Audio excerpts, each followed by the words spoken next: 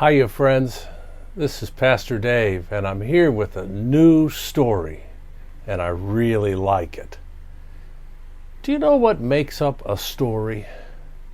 A story is made of words, isn't it? Words and ideas that come together. Today's story is a story made up from words, but it's also about words and how we use words. It's a new book for me. It's called What in the World is Wrong with Gisbert? And I think you're going to like it a lot. What in the World is Wrong with Gisbert is written by Jochen Weeber, and it is illustrated by Weeber Golizade.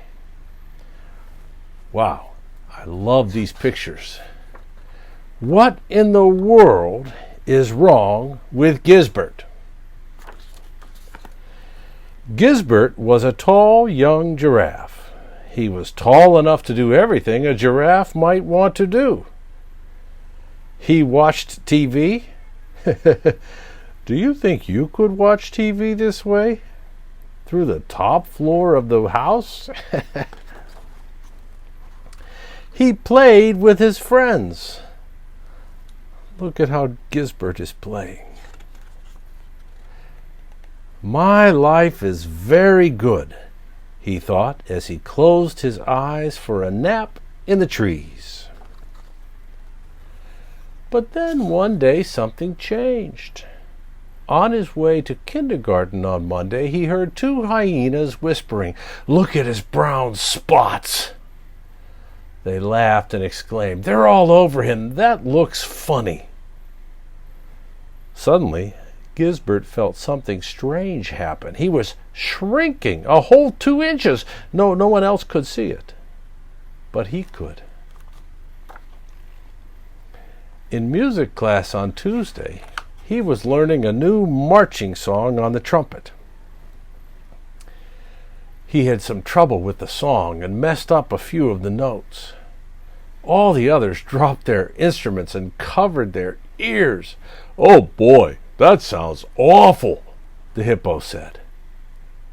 Gisbert felt it clearly. He was shrinking again, a whole 6 inches.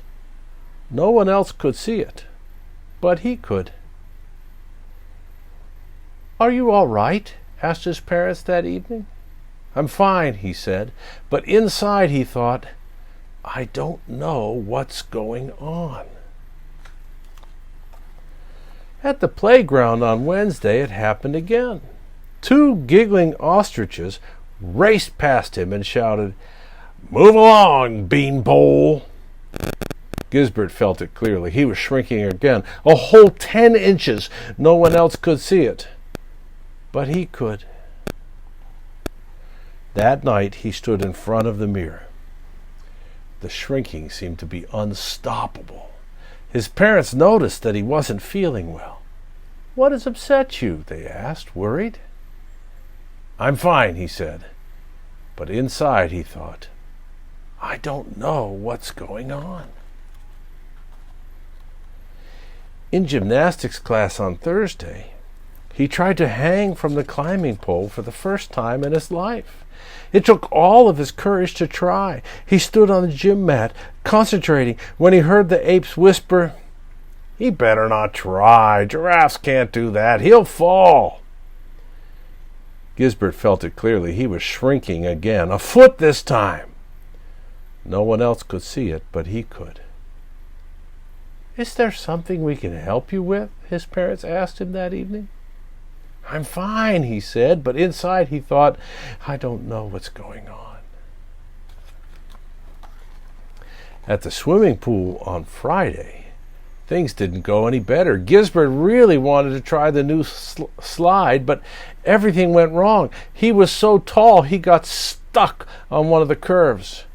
"Watch out! Blockade!" the lion shouted. Everyone laughed. It was some time before somebody could rescue him. Gisbert felt it clearly. He was shrinking again. 2 whole feet. No one else could see it, but he could. "Are you still not feeling better, Gisbert?" asked his parents that evening. He could tell they were concerned. "I'm fine," he said. But inside he thought, I don't know what's going on.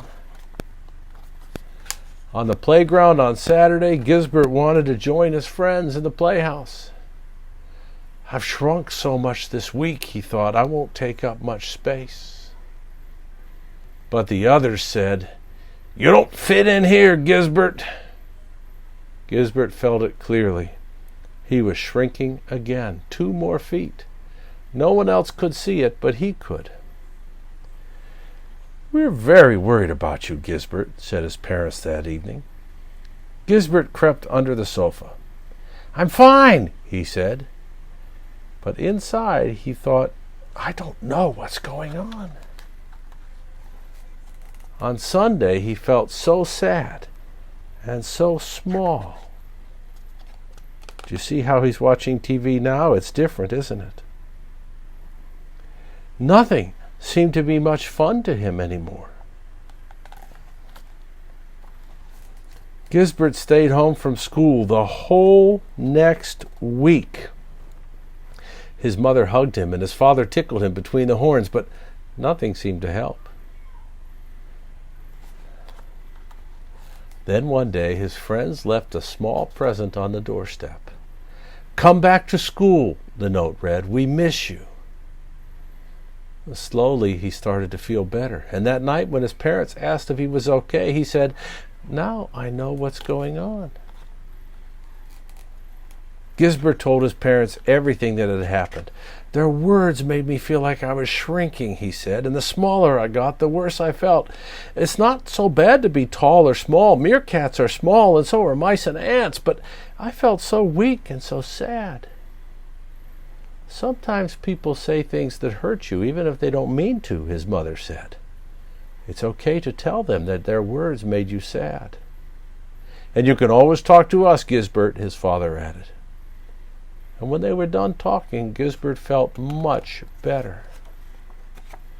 The next day, Gisbert went to the playground again. "Hey, look! There's Gisbert!" the hippo shouted. "Great to have you back!" the lion roared. The others nodded. "Join us in the playhouse," they said. "It's going to rain soon." The ape reached out for Gisbert's hand, and he joined his friends. "We all missed you," said his friends. "Our orchestra sounds boring without you," the hippo said. "We can't cross the river without you," the lion added. "We're sorry that our words made you sad, Gisbert," they all said. "We didn't mean to do that." "By the way," the hyena added, "you look really cute with those spots." Gisbert looked at his friends. All of a sudden he felt something happening. It started in his feet and spread all over him, a cozy, warm feeling as if the sun was shining inside of him. Nobody suspected something was about to happen, not even Gisbert. But then he burst through the roof. Everybody laughed and laughed.